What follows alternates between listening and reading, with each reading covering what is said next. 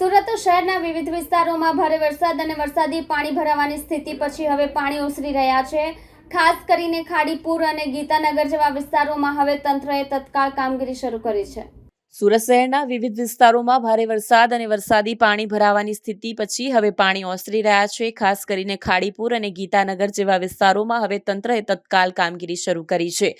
ગીતાનગર વિસ્તારમાં રહેણાંક આવાસોમાં પાણી ઓસર્યા બાદ સુરત મહાનગરપાલિકા તથા ફાયર વિભાગની ટીમો સાફ સફાઈના કાર્યમાં ઝુંબેશભેર જોડાઈ ગઈ છે।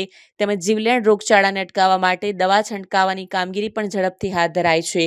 શહેરના તમામ સંવેદનશીલ વિસ્તારોમાં તંત્રએ કામગીરી માટે મોટી સંખ્યામાં ટીમો નિમાઈ છે અને હાલત પર નજર રાખવામાં આવી રહી છે।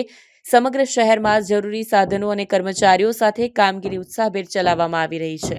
કેમેરામેન હકીમ શેખ સાથે વસીમ હાસમીનો રિપોર્ટ, આઝાદ ન્યૂઝ, સુરત। જી સાહેબ, આપનું નામ?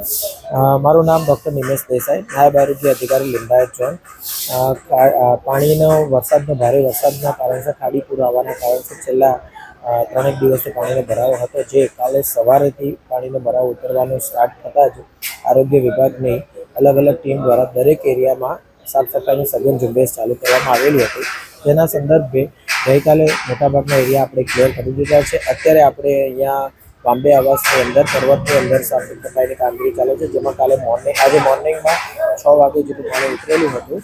ત્યાર પછી આપણે અહીંયા 67 માણસોની ટીમ મૂકેલી છે, સાથે સાથે જેસીબી, રોબોટ અને ટ્રકની ટીમ બી આપણે મૂકવામાં આવેલી છે।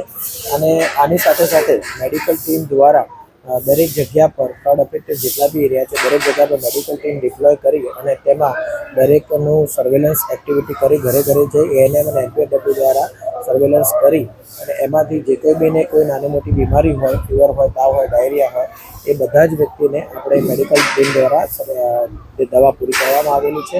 આ ઉપરાંત વીબીડીસીની કામગીરી દ્વારા વીબીડીસી ડિપાર્ટમેન્ટ દ્વારા જ્યાં પાણીનો ભરાવો થોડો થયેલો હોય ત્યાં બેક્ટીસોલની દવા અને અલગ અલગ ટાઈપની જંતુનાશક દવાનો છંટકાવ કરવામાં આવેલો છે, જેના કારણસર નજીકના ભવિષ્યમાં ડેન્ગ્યુ, મલેરિયા જેવી બીમારીઓનો રોગચાળો ન ફાટે એ માટેની પૂરી તકેદારી સુરત મહાનગરપાલિકા લિંબાયત ઝોન આરોગ્ય વિભાગ દ્વારા લેવામાં આવેલી છે।